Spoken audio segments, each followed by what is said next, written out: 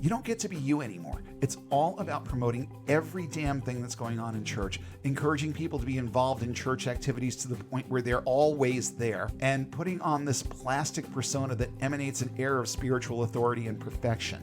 They tried to frame evangelical ministry as an earthly heaven where you're going to be so well appreciated and you're going to be so well taken care of and you're going to get a salary and a free place to live and they're going to take care of everything that you need to be successful. Well, guess what? Most churches out there aren't going to do any such goddamn thing. It took me a while to get to a point where I just stopped looking past the flaws and started understanding that they were important, that they were things that I needed to take into account. You will learn precisely what it means to die to yourself, even if that means your health, your relationships, and your finances completely tank.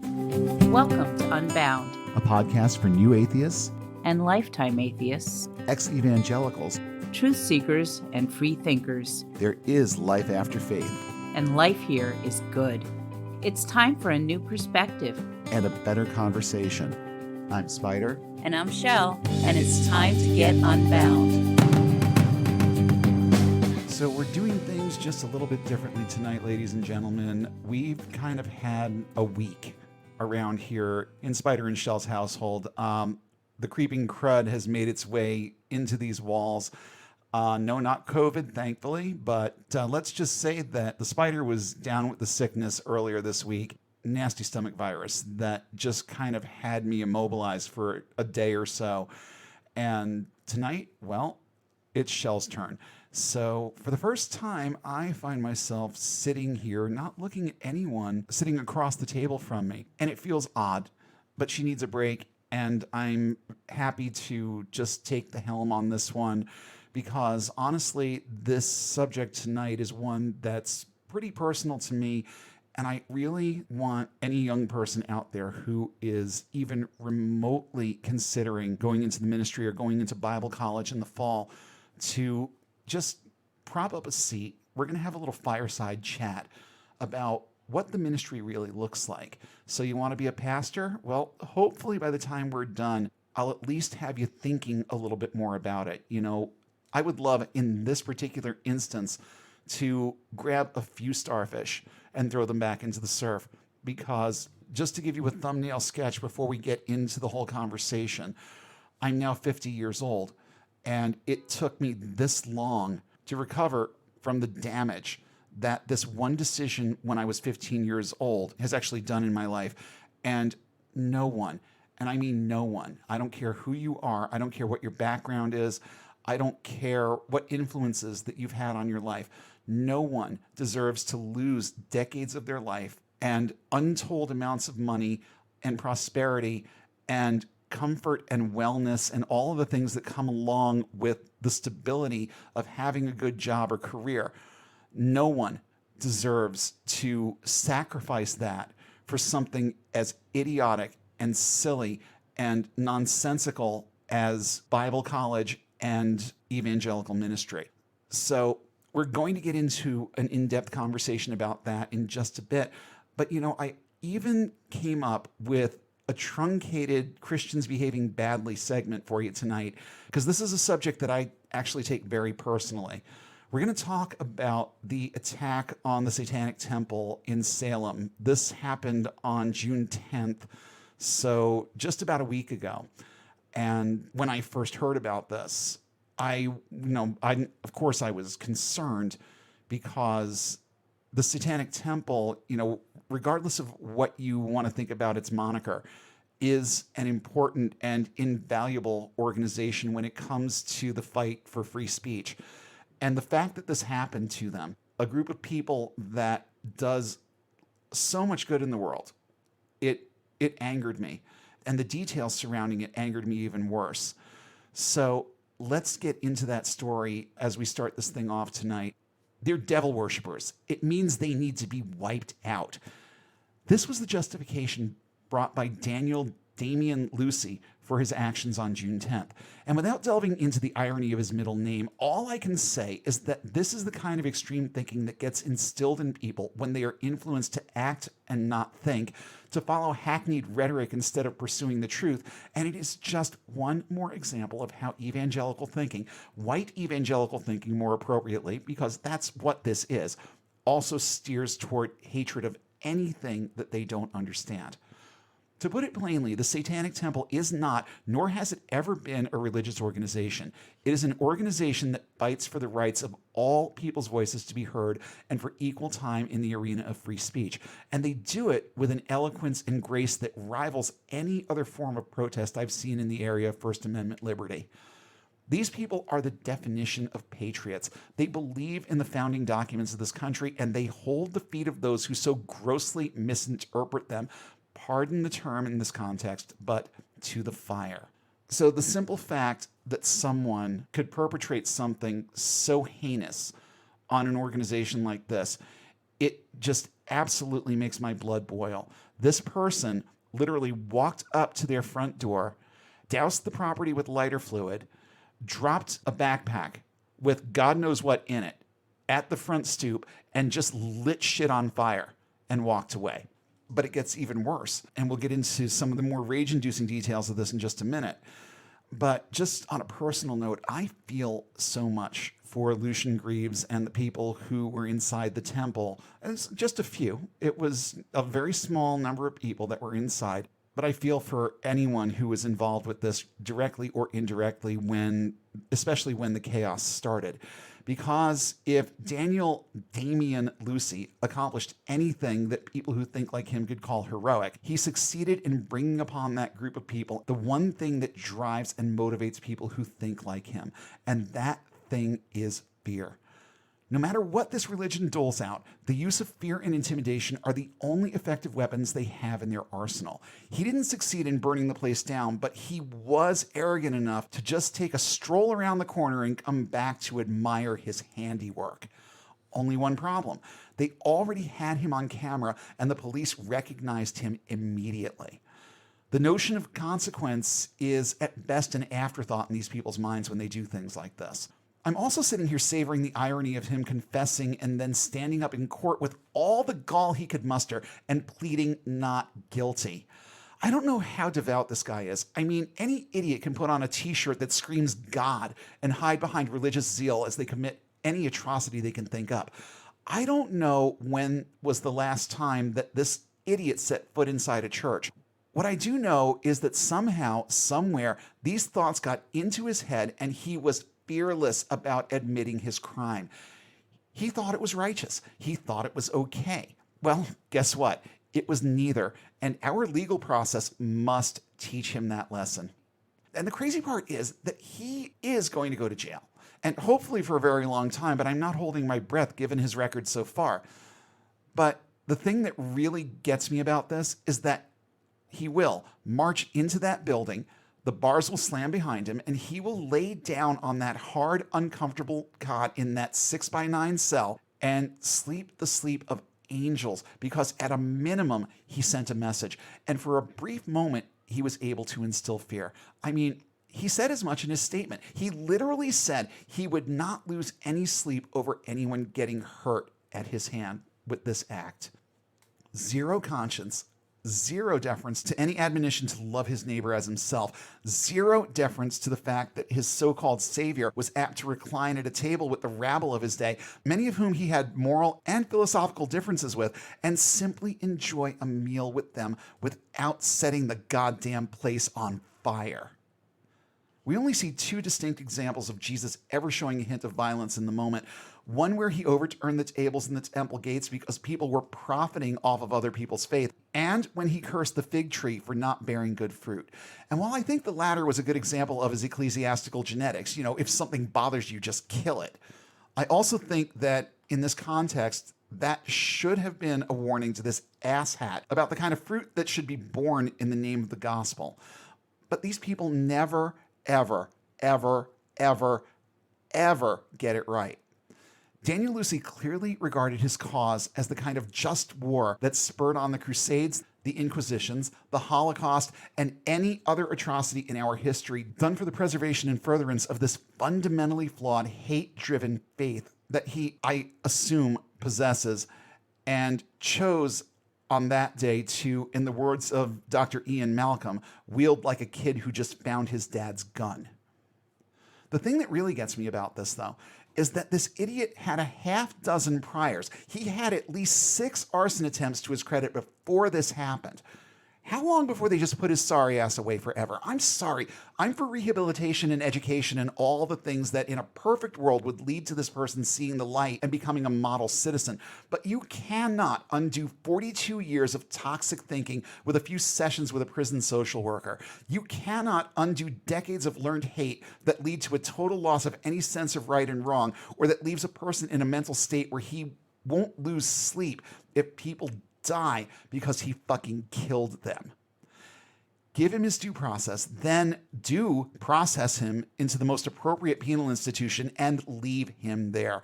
Because given the chance, he will do this again. He's proved it 6 fucking times already. I hope that the law works in the favor of the temple and the property and people this person has damaged and takes him out of society for a long, long, long time. But again, if 6 acts of arson aren't enough to make that happen, I'm not hopeful about number 7, especially given the target that was involved.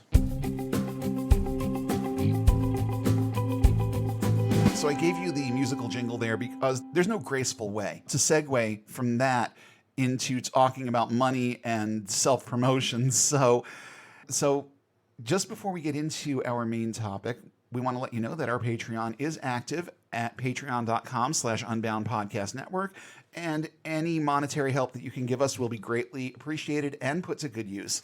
But if you're not in the position to help us out financially, we understand that completely. You can help us out in all the same ways that we talk about every week: your likes, your shares, your 5-star ratings, all the things that help podcasts grow. And we thank you in advance for at least considering helping us out with your money. But these ways are much easier, I know. And especially in the instance of this episode, I think that there are people out there who are listening right now who can be integral in a young person's decision to not throw away their future plans for something as silly and pointless as going into the ministry. So next week, I'm going to be mired in road test mayhem coming into the next weekend. So we're going to be taking a break. And we'll be back on July 3rd with our review of Star Trek V, The Final Frontier. Very appropriate for what we talk about. And I think that the messaging in it is actually pretty solid. I mean, it's a good 90% just sci-fi story. But the remaining 10% has some pretty powerful messaging that I think that you'll enjoy. And that will be now in 2 weeks on July 3rd. Can't believe that we are already we're on the cusp of summer here, and by the time you hear us again, it will be summer. It'll already be July. I don't know where this year is going, but at least I can say for us and for our family, it's going in good places. So I'm very thankful for that. All the things that have happened just in the last year. It was about a year ago where this opportunity was first presented to me, and it has proved to be a really, really good move. And I'm proud of the work that we're doing. Sorry it takes me away from the mic every few weeks, but I think that it's forgivable.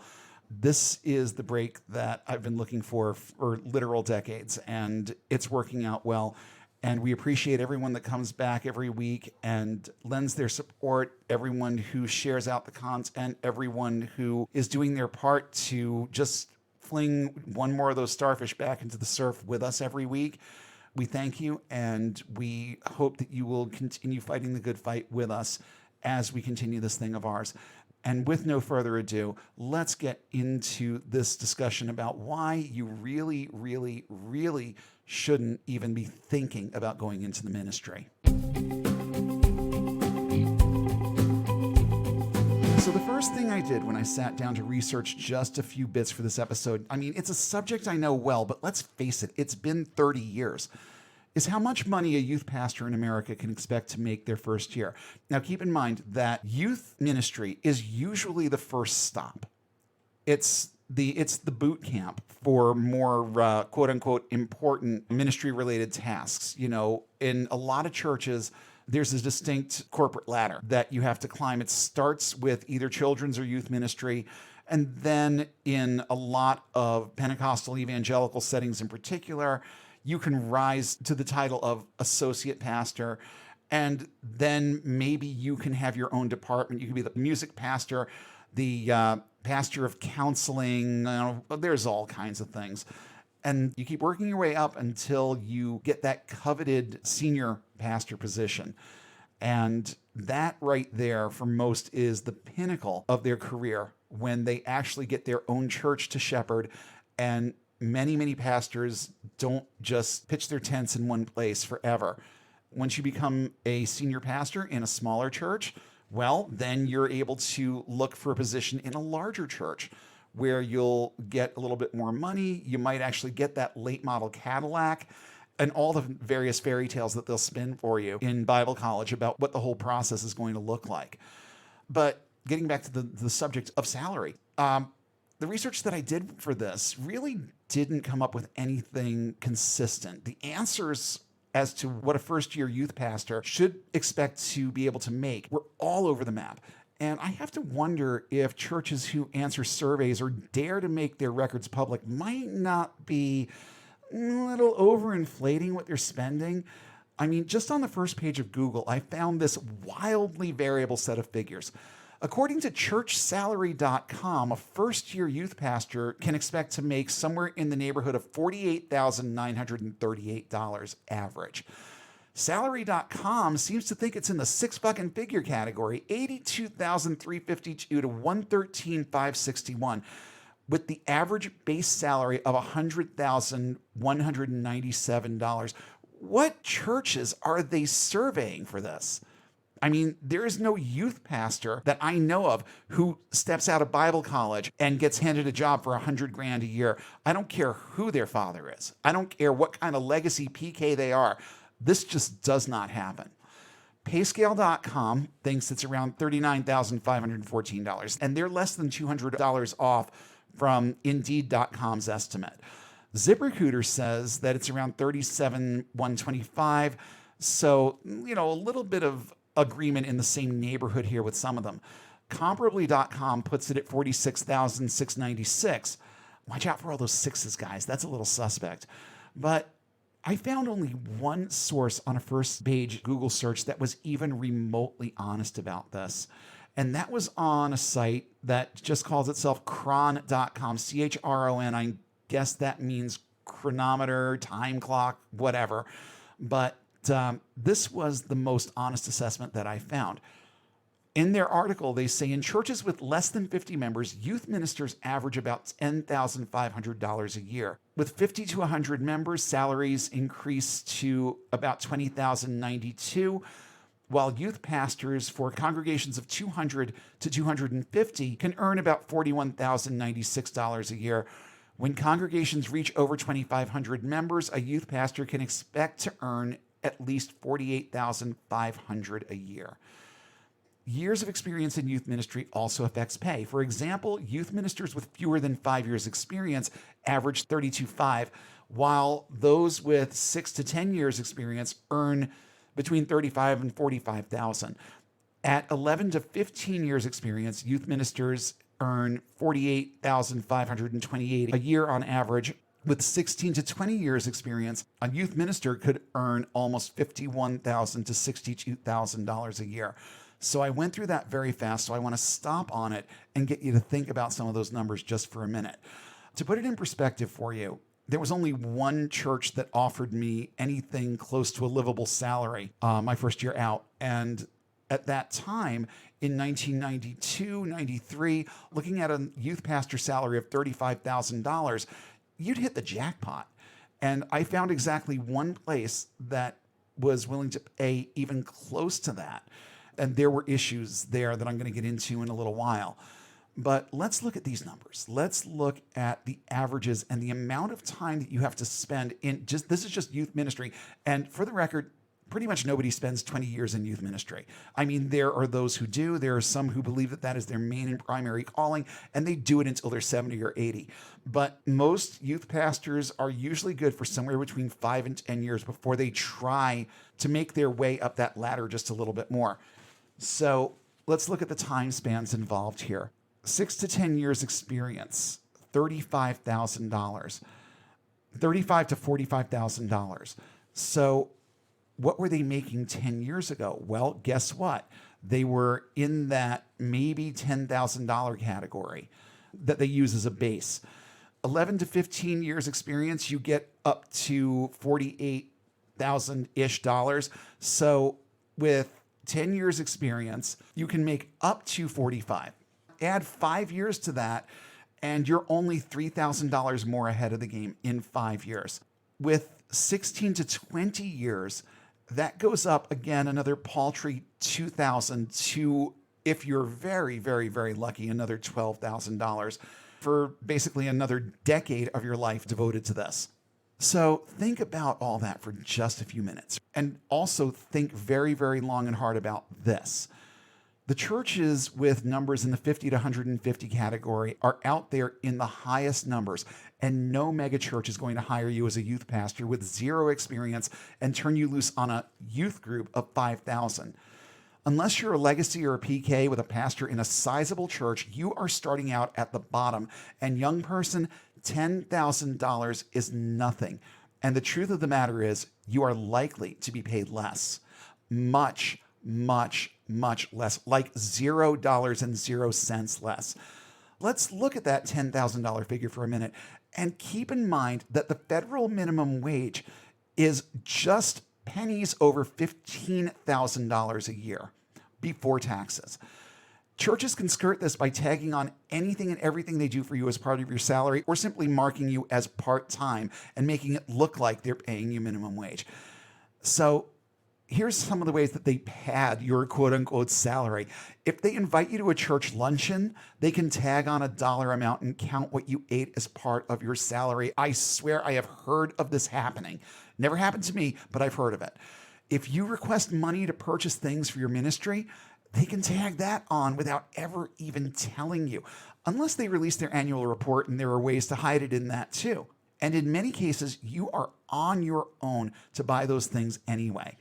If you go back to episode 11 of this show, you're going to hear the sad, sordid story of my 1 year in organized ministry.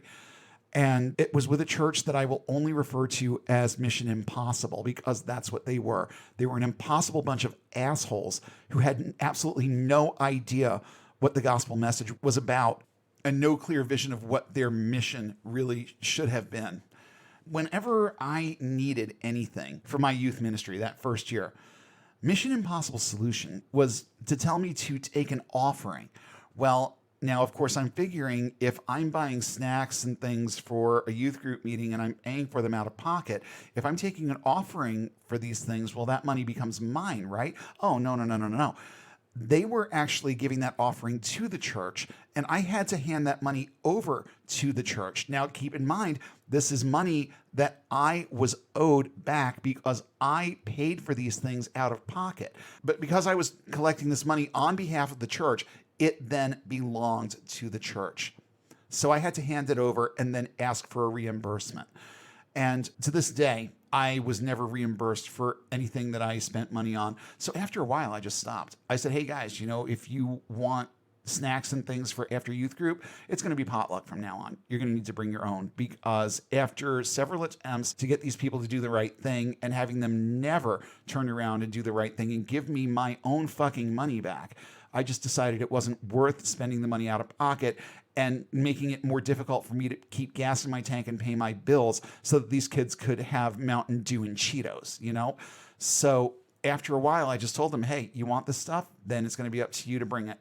And they justified taking my money, at least initially, by telling me that I'd never made a specific request for the funds and that any money that came in was going to be allocated to the ministry. I couldn't recoup any of it. Fortunately, once the coffers got a little fuller with these offerings, I didn't have to spend out of pocket anymore, but a large percentage of the money in that fund was money that I had indirectly put into it. So basically, I was funding the youth ministry and never saw anything in return. So now that I've kind of opened the door to my own experiences here, let's talk a little bit more about some of the others now that I've actually steered things in that direction. So newsflash, I'm a person, not an algorithm, and I can tell it to you straight. The likelihood that the first church that hires you will pay you anything is slim. And the ones that have the money to spend on a youth pastor are going to expect you to work until you're half dead to have it. And if they don't have the money to pay you, you'll be expected to be at their beck and call and hold down a job or two or three to pay your bills. And this type of situation encompassed the majority of opportunities that were presented to me. And here's just a small sampling of things that I experienced interviewing for youth pastor positions and in the days that led up to the beginning of that process. Let's talk first about how I spent my internship. Now, to be fair, most pastoral internships are in fact unpaid. Most internships in general are unpaid, which I find personally somewhere between annoying and just downright nefarious. If someone's doing work for you that's going to result in you making money, you owe them something. It's that simple. But here is what things looked like for me in the summer of 1992. I was granted a salary. They had the audacity to call this a salary. I got a salary of $125 a week before taxes. And for that $125 a week, I was sometimes working up to 16 hours a day. Now, the average was more around 10, but I also sometimes worked 7 days a week. To be fair, I got most Mondays off with the rest of the pastoral staff. But if there was an event or special meeting or whatever that was going on a day that I was supposed to have off, guess what? I had to be there. So over the course of a 16-week internship, with all the time that I was putting in, even if you just averaged it to 10 hours, and I honestly, if I really sat down and crunched those numbers, I'm guessing that it would have come out to just a little bit more per day. But in 16 weeks, I barely cleared 4 figures before taxes, and it was good and far below after taxes. At the very end of my internship, I was then invited to speak to the 14% of the congregation that was foolish enough to attend an evening service. You know, not the morning service with 500 people that would have netted a much better offering, mind you. The evening service was all that I was worthy of. And that evening service was attended by about 75 idiots who had nothing better to do on a Sunday night. And the offering that they collected for me came out to about $300. So, yeah, let's say close-ish to 3 weeks, but not really scratching the surface there. And that was before my mandatory tithe. I walked away from that experience with, and to be perfectly honest, I was treated well. It was my home church. And I was working with people who, at least at the time, I really honestly believed had my back. So it was difficult, but it was not what I would consider to be a bad experience. I was just really badly compensated. And that was kind of a sticking point for me, but I had been taught not to focus on the money aspect of these things. They're so clever. They're so clever in the way that they try and make you think about this, like you're somehow not worthy of any kind of return for the effort that you put into keeping their church running and keeping those fucking tithes coming in. But I did walk away from that experience with a lot of doubt over a lot of things that happened that summer, because I've always been a thinking person. And there were a lot of things that I saw that were major, major, major red flags, especially when district council came through. District council of the Assemblies of God for New York State was held at my home church that summer while I was interning. And boy, oh boy, oh boy, did I get myself some red fucking flags during that process. Major, major red flags. I have no idea how, after experiencing some of the things that I did in just that week or so, that I managed to muster up the courage to go back to that sorry excuse for a college, the second worst college in America for return on investment. That's not my opinion. You can go directly to Forbes magazine for that. But in 2013, University of Valley Forge, aka Valley Forge Christian College, which is where I went, was listed by Forbes magazine as the second worst fucking school in America that you could go to. And I dragged myself back there. I pulled myself up by my bootstraps and tried to convince myself that what I saw in other people and all the red flags that I had encountered had nothing to do with me.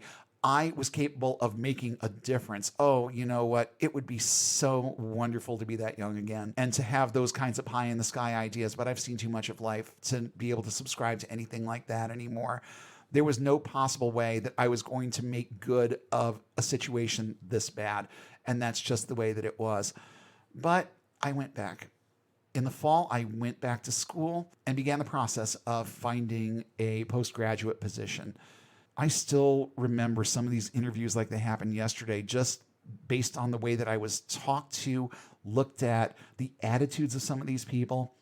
Just to give you an idea, I did an initial interview with a church in Rockaway, New Jersey, where the senior pastor, who seemed to be like not that much older than I was, he sat there and, he asked me all kinds of questions, and I kind of got a real smarm vibe off of him, but he was successful. And I convinced myself that regardless of how I felt about this guy, he was successful and there were things I could learn from him. And, I made the exact same mistake with the senior pastor at Mission Impossible.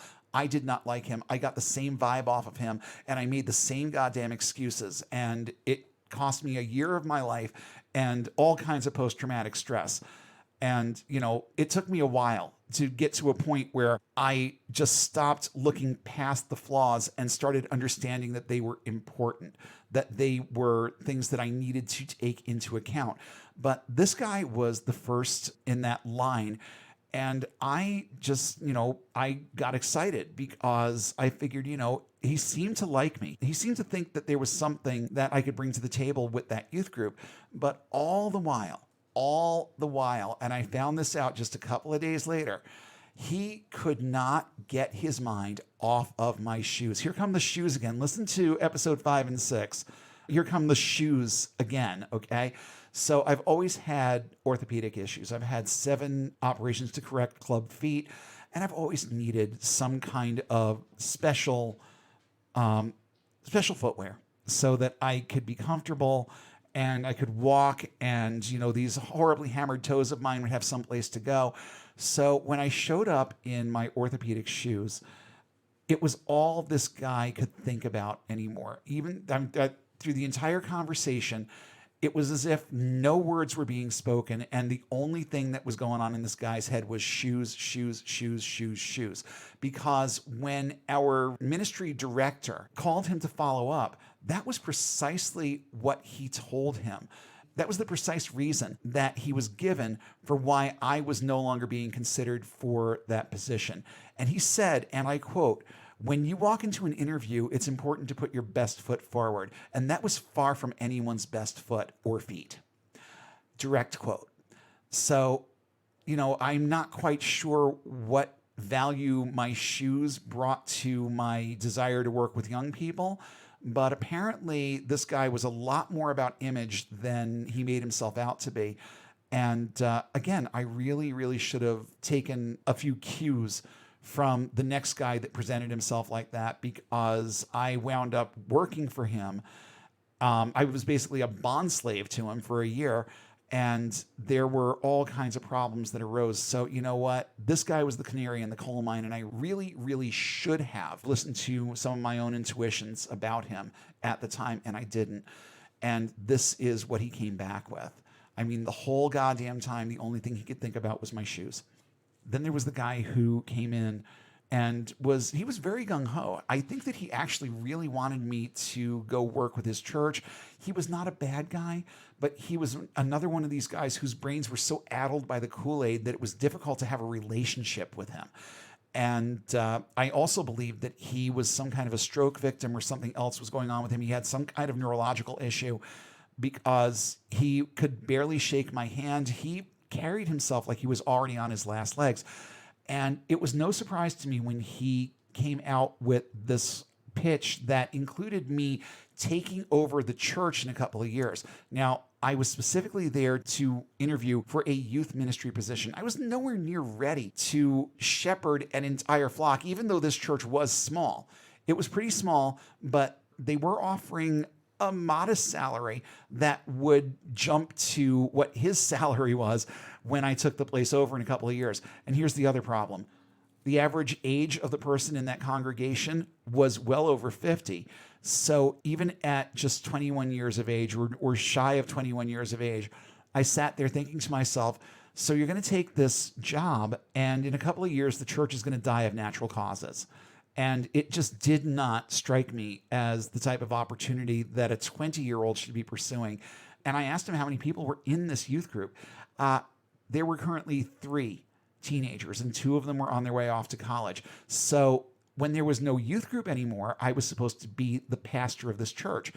And what was his salary after all the years that he spent in ministry and literally giving all of himself to this? Because this guy was done. He was tired, he was weary, he was burned out.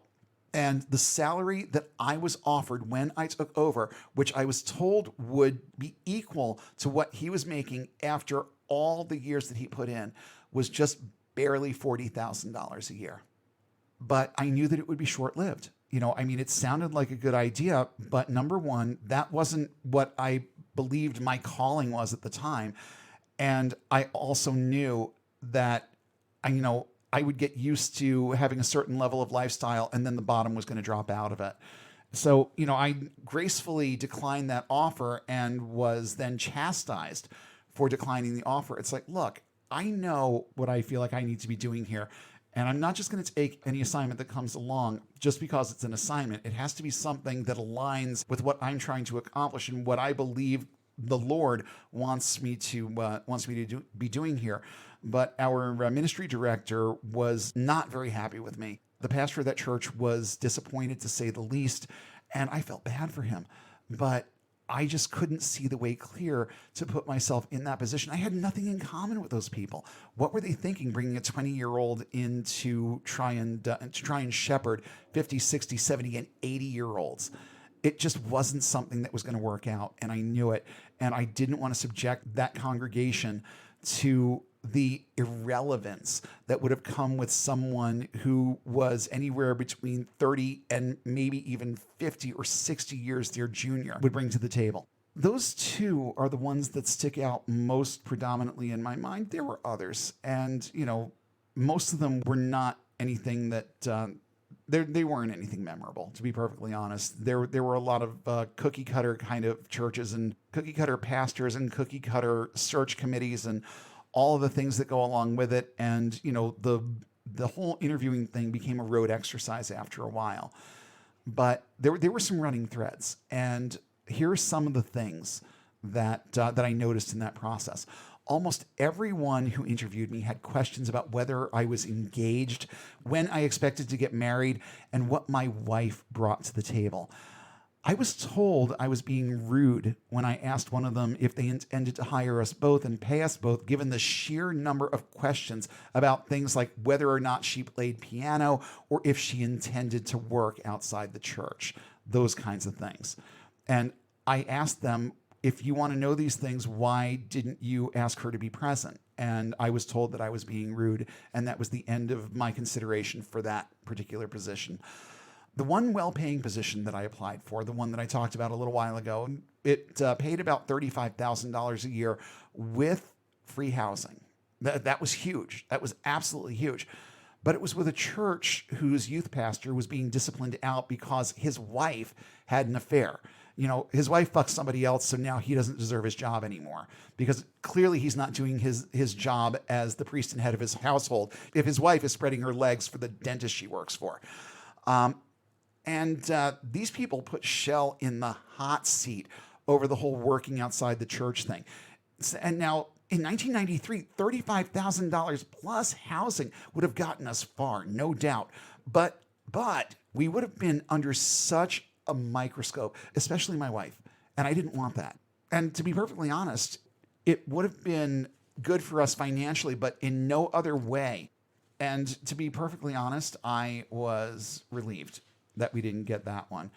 Then there were the Utica crazies. This was an AG church in Utica, New York, that was pastored by this couple that just had some of the most wigged out, antiquated ideas about everything. This was another one where, modern praise and worship wasn't allowed. It was all hymns.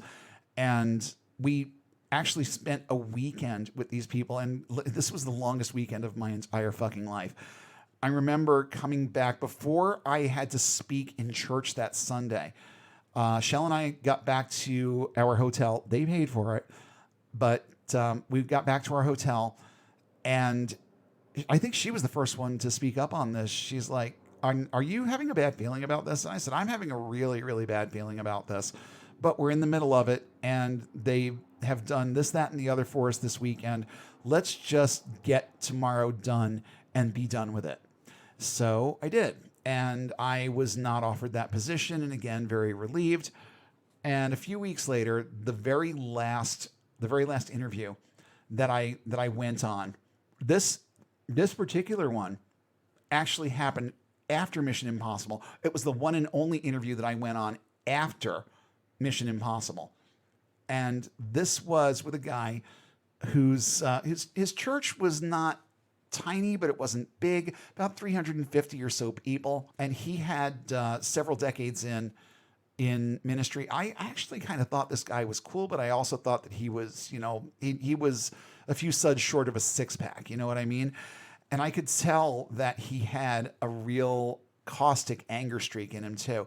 So I obviously had my misgivings about that one as we were going through the process.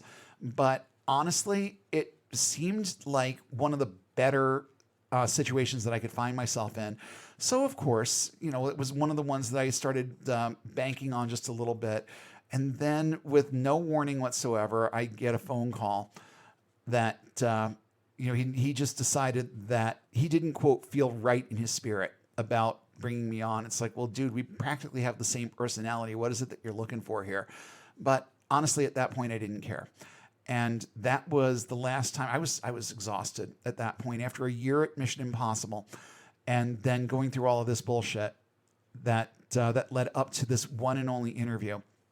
I was done. I had cataloged in my mind all the things that had happened, and I just said, it's something that I need to put on the back burner for a little while, because like I mentioned earlier, I was in fact working 3 jobs when I was working for Mission Impossible. But since I kind of jumped over that year, we have a whole episode on it, so I'm not going to get into a lot of the details. You can listen to episode 11 and really get the straight shit on what that looked like. If you really want to know just how poorly some churches, and they're not the only ones guilty of this, I'm sure, but if you want to know how poorly some churches treat their first-year youth pastors, episode 11 is a good primer. And because my position was unpaid, as I said, every attempt that I made to try and get them to do anything for me was met with opposition every step of the way, right down to not even providing me with a stipend so I could fucking eat for the weekend that I took these kids to Syracuse for the annual youth convention. I wasn't worthy of any of it. And just to put it in perspective, after I left, the position remained open for a while, and then the person that they brought in after me was granted a salary in the high 30s, but he was also part of their microculture. He had grown up in the church and had a history of not so exemplary behavior before he got serious about his walk. And then all of a sudden, he was worthy of being their youth pastor with a title and everything. I'll reference that a little bit more as we go along here. But if you are right now in the process of preparing to go away to Bible college, let me clue you into some of the fairy tales that you're going to be told about what ministry life is like. You're going to be told tales about clothing allowances and book allowances and travel allowances and rent-free parsonages and church-supplied vehicles for work and personal use, expenses paid conferences for every facet of your ministry so that you can grow and be better. And they'll talk about more. They'll talk about much, much more. And let me tell you, I don't know what sources they were pulling from when they were telling us all this shit. They probably just knew that it was shit, and that there was no other way that they could keep us motivated to do this other than tell us more fairy tales, like they do with things like heaven. And that was how they tried to frame this. They tried to frame evangelical ministry as an earthly heaven where, you're going to be so well appreciated and you're going to be so well taken care of. And you're going to get a salary and a free place to live. And they're going to take care of everything that you need to be successful. Well, guess what? Most churches out there aren't going to do any such goddamn thing. But here's what you will get if you decide to throw your life away on this. For starters, any sense of self you ever had will be consumed with the work of your ministry. You don't get to be you anymore. It's all about promoting every damn thing that's going on in church, encouraging people to be involved in church activities to the point where they're always there, and putting on this plastic persona that emanates an air of spiritual authority and perfection. You aren't allowed to be tired. You aren't allowed to have an opinion about anything. And if you get on the wrong side of just one board member, they will make your life a living, breathing hell until you quit. But if God doesn't tell you to quit, you'll just keep putting up with it and putting up with it and putting up with it until the board asks for your resignation. More on that concept later. For the record, I didn't wait for God to tell me to quit Mission Impossible. I quit because there was no more good for me to do there. I took my cues from the book itself. I shook their dust from my sandals and moved on. God never voiced his opinion about it one way or another.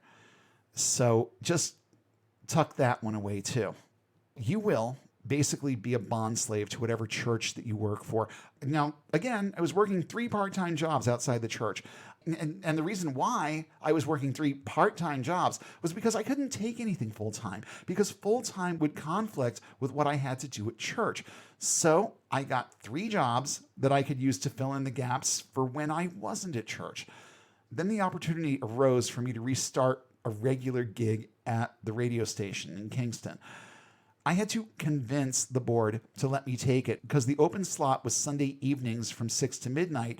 And the question arose of, how are you supposed to be a youth pastor here if you're only going to be in church half the time? I still see that arrogant piece of shit saying this to me, sitting there with his arms folded in that 70s porn mustache of his, looking up at me, smacking his lips, and saying those words to me. I can see it clear as day. And my response was this. At this point, I was just fed up, because these people weren't paying me, and now they're trying to make it impossible for me to make any decent amount of money. And let me tell you, the money that I was making at that radio station was one and a half times. It was about 1.5 times what any other employer out there was paying at the time.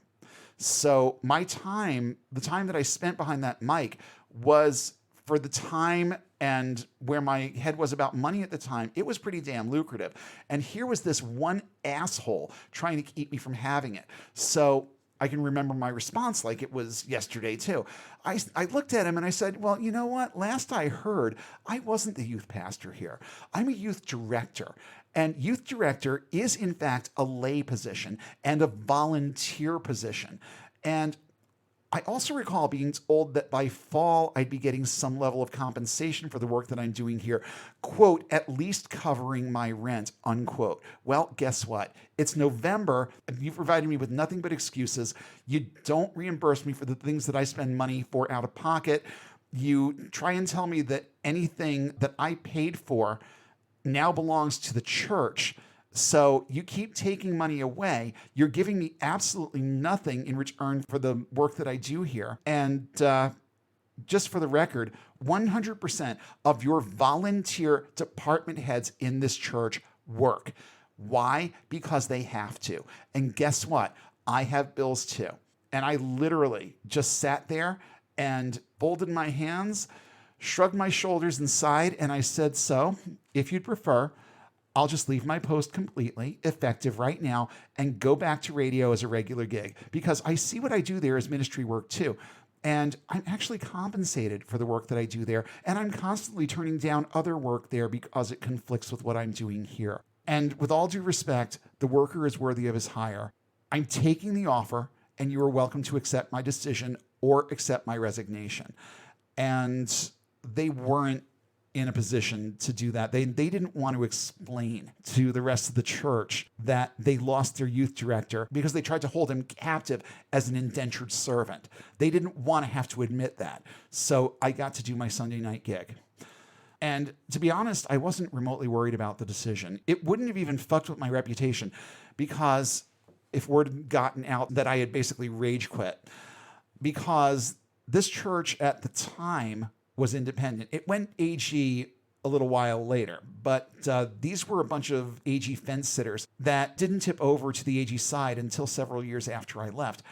And at the point where this conversation took place, they would have been considered a mongrel organization, and anything negative they had to say about me would be taken with a huge grain of salt within real AG circles. If another potential church, quote unquote, employer even bothered to contact them in the first place, which they probably wouldn't have, because the AG is just that arrogant. If you're not a member of their club, they don't give a fuck what you think about anything. So the way I saw it, these people were never going to pay me a dime. So if they sent me packing, I'd actually be making the exact same amount of money because all of my jobs were outside the church. And I would have also liberated a good 30 hours of my week by not having to go there. And without the 25-minute commute, I'd be keeping more of my money too, because that travel allowance they promised us in Bible college didn't apply to this place. I was paying for that gas out of pocket all by myself. So I actually would have been in a much better financial position because I could then have also taken more work at the station too.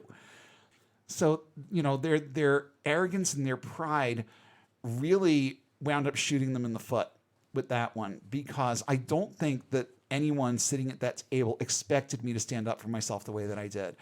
And there were several people around that table that really, really didn't like it. And that wasn't the beginning of my problems there, but boy, oh boy, did it add fuel to the overall fire. So I'm going to steer away a little bit again from personal experience and talk in more hypotheticals, things that I have witnessed and not maybe directly experienced, but definitely witnessed. Let's talk about when church leadership changes. Now, the youth pastor that I've talked about many times on this show, this was somebody that I loved like a brother and still do. I know that there's no possible way we would ever get along anymore. I know there's no way that we could even sit down and have a dialogue anymore because of the way that I think and the places that my life has gone. And he would never understand. He would never accept it. And that's okay. To this day, I hold him in very high regard and love him as a brother, but I know that there's no possible way that a relationship could still be there at this point. But I watched something absolutely heinous happen to him when the leadership in our home church changed. So after a really, really long and faithful career, our senior pastor decided that he was going to retire. And he died just a couple years after that. When he left, the person that they brought in was someone that I recognized well as a high-profile youth pastor and youth evangelist in the district, and someone who, from the standpoint of a youth pastor and youth evangelist, I really liked. Well, this dude turned out to be a world-class prick, and worse than I could have ever thought or imagined about him. To make a very long, very sad, very rage-inducing story short, he turned right around and fired my youth pastor, who at that point was the associate pastor. He had kind of moved up the ladder, and we had another youth pastor who I actually also liked a lot, but didn't work with anywhere near as much.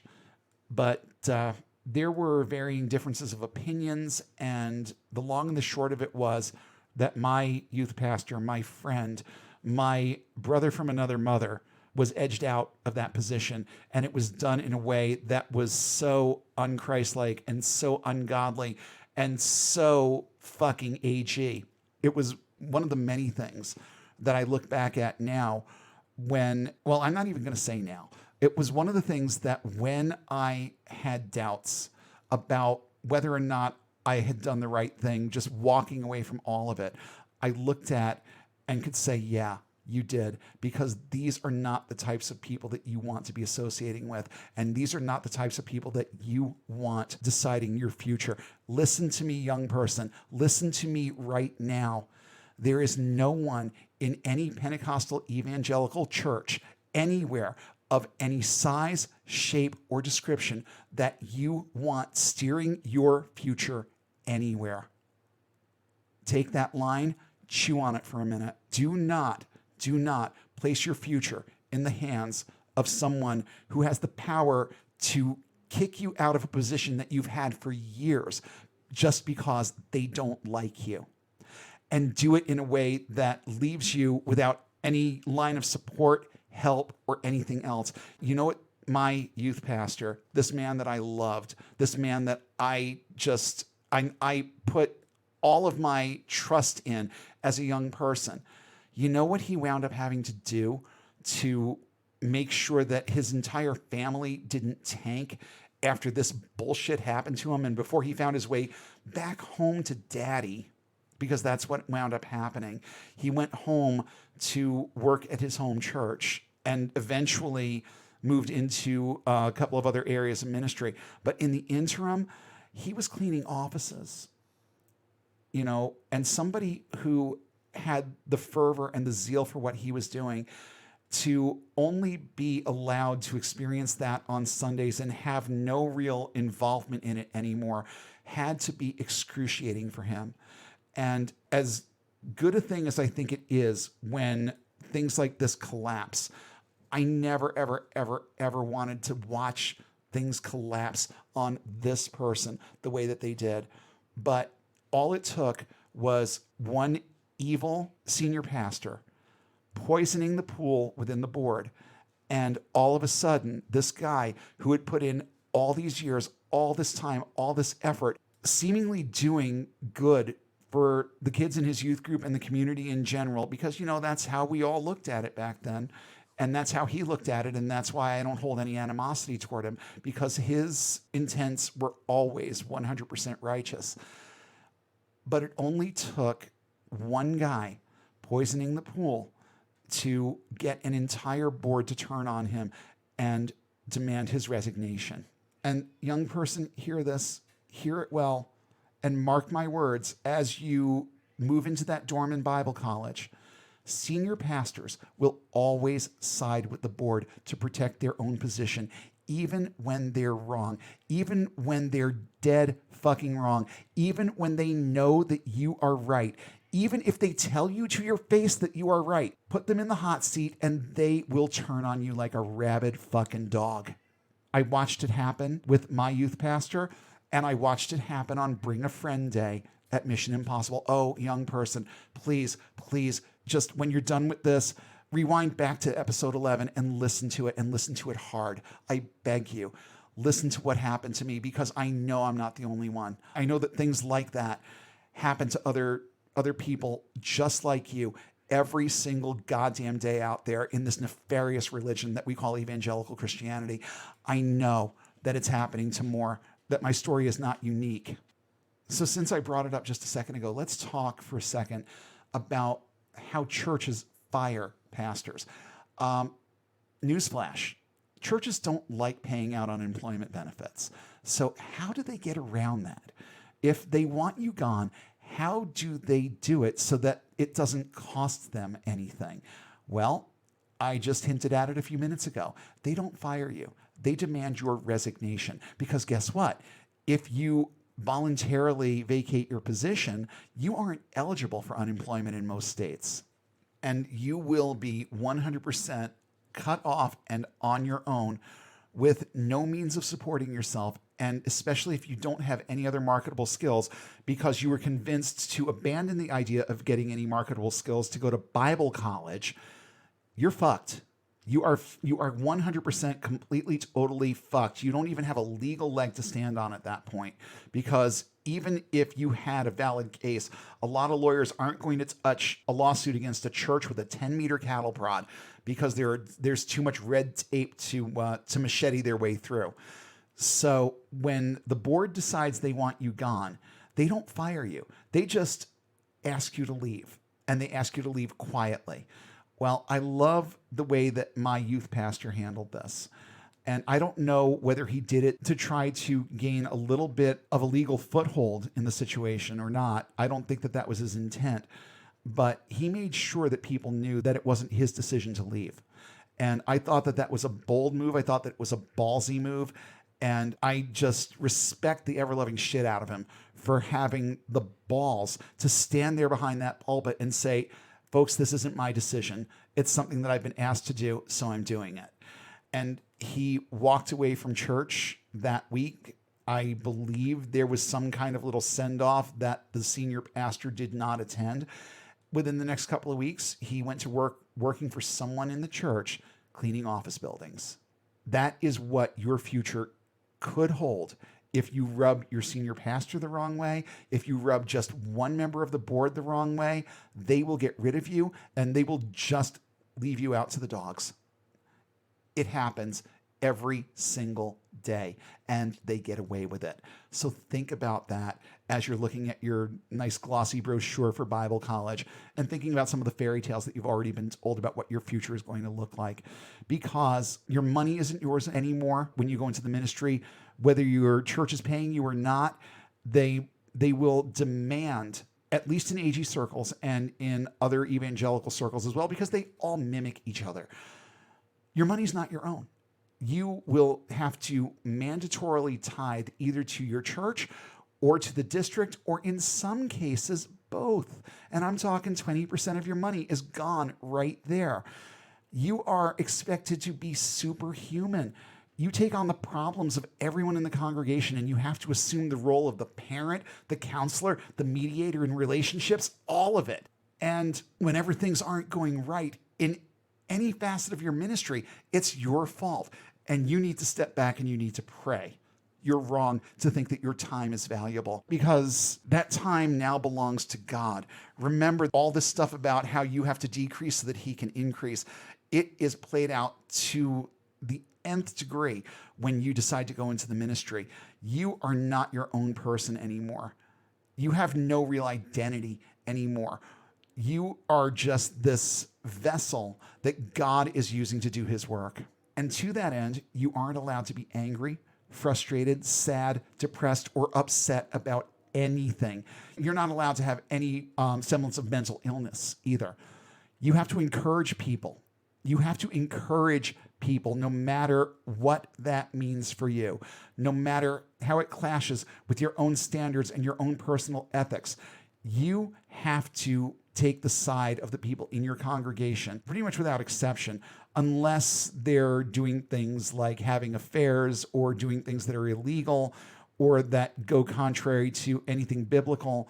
But all the things that are going on in their lives, if you're dealing with an abused spouse, then you absolutely have to side with the abuser, because you cannot tell that person to get a divorce. That's just one example. And on the heels of that, you can never judge people, even when you know that the problems they're experiencing are being brought upon themselves.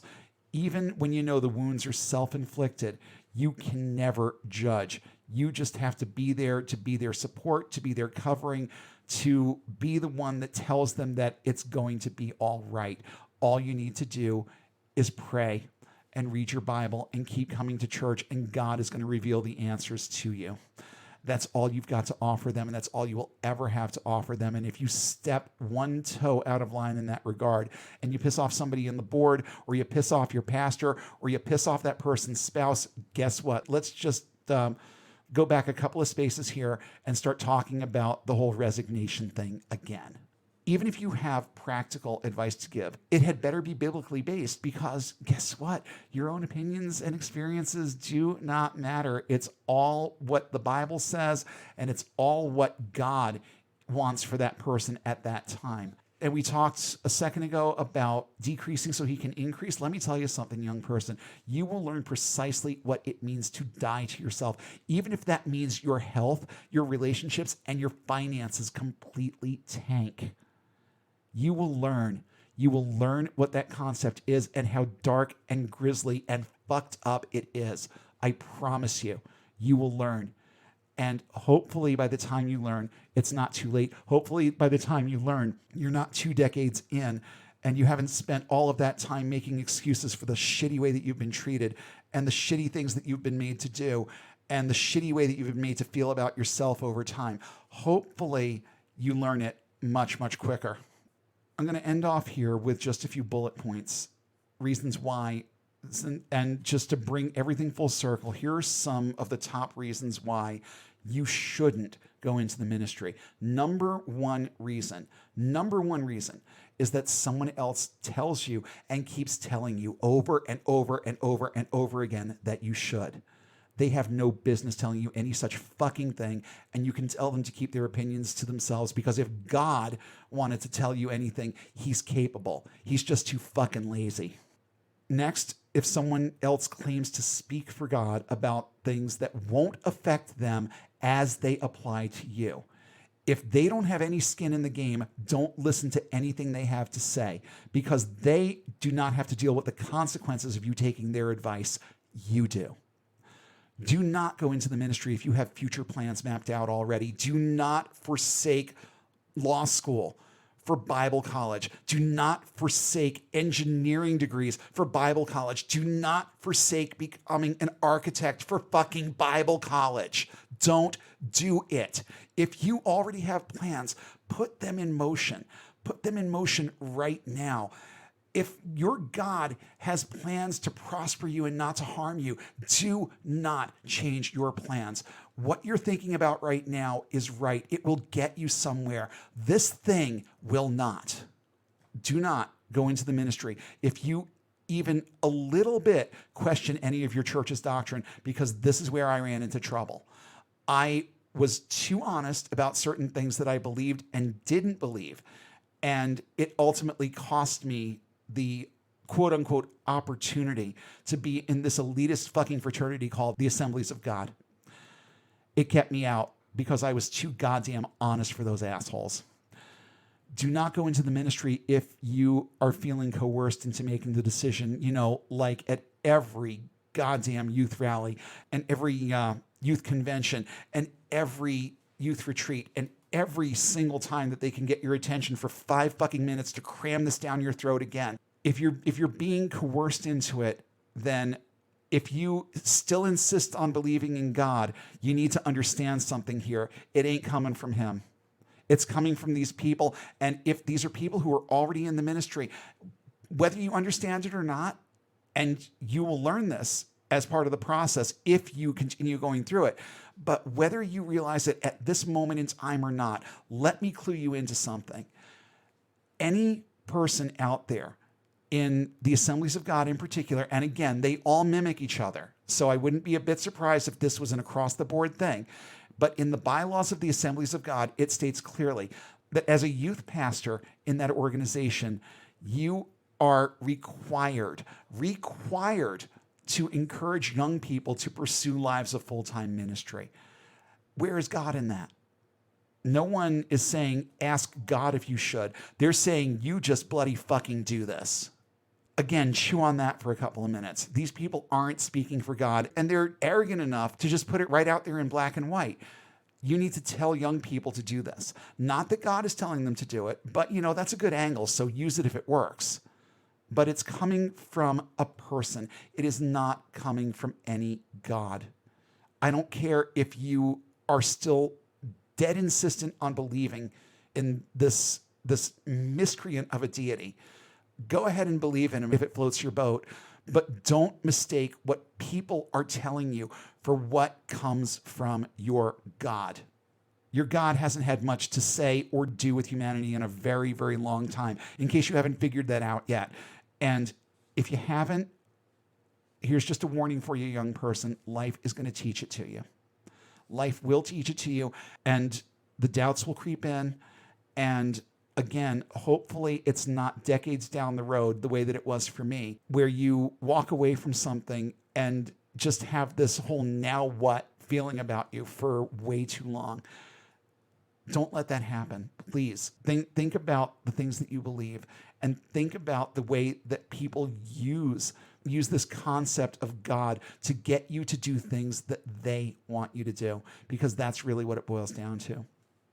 Don't go into the ministry if your intuition tells you that this is a bad idea. Young person, listen, listen, listen, listen, listen, listen, listen, listen, listen. That is not the devil talking to you. That is your sense of logic and reason screaming at you to understand that what you think about this is right. It's a bad idea, and you should listen to that voice. It is not Satan. It is not the devil. It's not unfounded fear or doubt. This is your brain trying to get you to salvage your life. Listen to it. Do not go into the ministry if you know that you don't have the personality or demeanor for it. God will not equip you. He will not change you. He will not guide you. He will not give you what you need to be successful. You will still be you and nothing but. And you deserve to be more. You deserve to give yourself more. Don't sit there waiting for some God to drop things in your lap. Go out there and get them. You're capable. You have your entire life ahead of you. Pursue the things you want to pursue. And don't shove a square peg into a round hole and try and do this thing knowing full well that you're not going to be able to do it. End of my internship, the night that I spoke and pursed my $300, 270 after tithes. I remember distinctly looking out at that congregation, and it was one of the scariest moments in my pre-ministry life when I looked out at that congregation and I could not, with a clear conscience, say that there was a single face that I was looking at out there in those pews that I actually loved or even gave two shits about. And if that's you, be honest. Listen to yourself. This is not for you. You're going to be miserable. You're going to wind up angry, depressed, with all kinds of post-traumatic stress and all the things that go along with those things. You are going to be miserable. Do something that affirms who you are, not something that tries to force you into a mold where you just don't fit. And on the heels of that, don't go into the ministry if you have difficulty feeling empathy for people whose lives are in chaos because of their own bad decisions and behaviors, because part of your job is to reassure them that everything's going to be okay despite the way that they fuck things up for themselves. Do not go into the ministry if you don't think you have the capacity to just love everyone in your church without judgment or condition, because guess what? That was me. I was never able to do that. And I knew I would never be able to do it. And it was the scariest part of the equation for me. When I looked out at that congregation that night, it was one of the scariest moments for me that I can remember in the entire odyssey that was my journey into and through and out of ministry. Do not go into the ministry if you don't have a sizable savings account or marketable skill to fall back on. Young person, listen to me. You're not going to make $48,000 a year or $78,000 a year or $100,000 a year. You're going to be lucky if they take you out to lunch once a month in a lot of these churches. Most of them can't afford it. A lot of them are, as we speak, dying of natural causes. And they will not be able to help you, even if they want to, even if you are lucky enough to get into a congregation that actually understands a thing or two about what Christian love should look like. Christian love will not pay your bills. And if they don't have the money, they're not going to be able to offer it. So make sure, if this is something that you are absolutely going to insist on doing, that you have some way of taking care of yourself. Because if you don't, you are headed for ruin. I am 50 years old and will probably never be able to retire because of the decisions that I made when I was 15. Do not put yourself in this place. I beg you.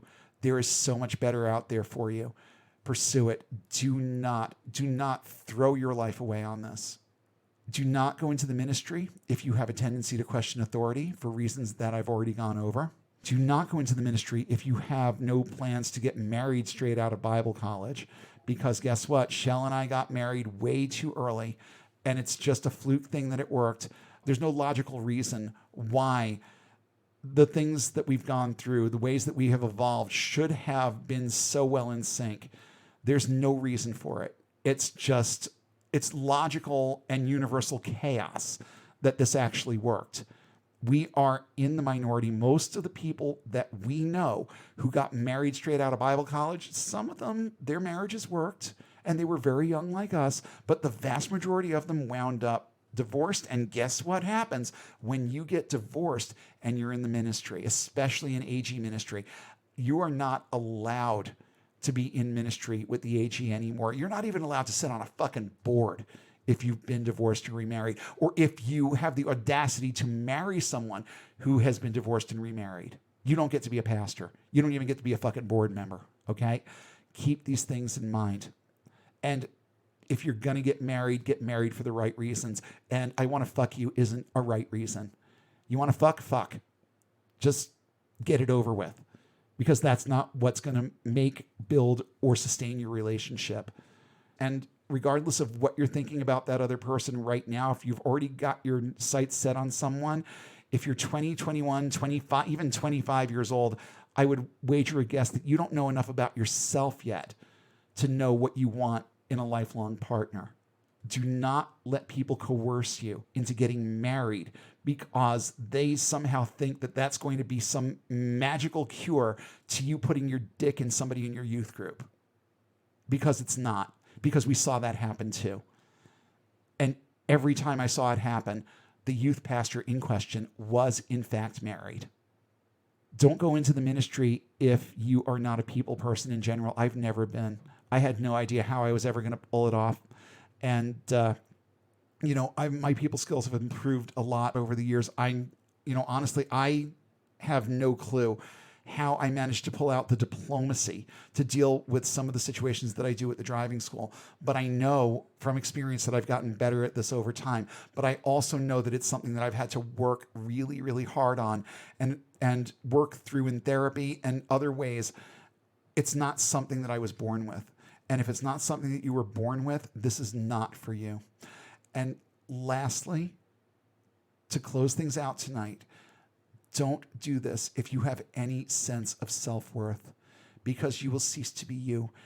You will cease to have any real say over anything that happens in your life. And if you try, there will be people out there that will either try to thwart the plans that you have for yourself. They will dislike the plans that you have for yourself. They'll dislike your opinions. They'll dislike anything and everything about you. And they will make your journey through this thing called the ministry a living fucking hell. And it's not worth it. Start thinking better about your future. Start thinking about the decisions that you're making right now. Start thinking about whether or not you should derail your plans to do something meaningful with your life, to go learn how to preach. Because that path leads to all kinds of things that will keep you from meeting your potential. The other path leads you in directions that will give you a snowball's chance in hell at being successful, having a few creature comforts along the way, being generally happy, but most importantly, figuring out who you are, liking the person that you are, and being satisfied with the life that you have. Because whether I can convince you to walk away from this thing called evangelical Christianity or not, if you can at least take 5 minutes of your time when we're done with this conversation to just mull over the things that I talked about tonight, I have hope for you. I have hope that you are able to understand and see reason. I have hope that you have enough self-worth to contemplate whether or not what I'm saying is true. And I hope that you'll understand that these words are coming from experience. I didn't research this episode any further than the whole salary thing. I've spoken from my heart tonight because I just don't want to see you go through what I went through. It's not worth it. Take your life back and start getting unbound. We hope you enjoyed this episode of Unbound. Show topics are chosen based on their timeliness, relevance, and social impact. Have suggestions for future topics? Email us at unbound.podcast.network@gmail.com with all your comments and feedback. Please don't forget to like, share, and throw a few 5-star ratings our way, and follow us on all major social platforms. And don't forget to hit subscribe if you haven't already. Links to our social pages, as well as a full list of cited sources in today's episode, are listed in the show notes, available at our website, getunbound.org. That's That's get-unbound.org. If you value this resource and would like to see it continue, please consider supporting us on Patreon at the link in the show description. And be sure to check for new updates every Sunday when we'll come together again and take one more step toward getting and staying unbound.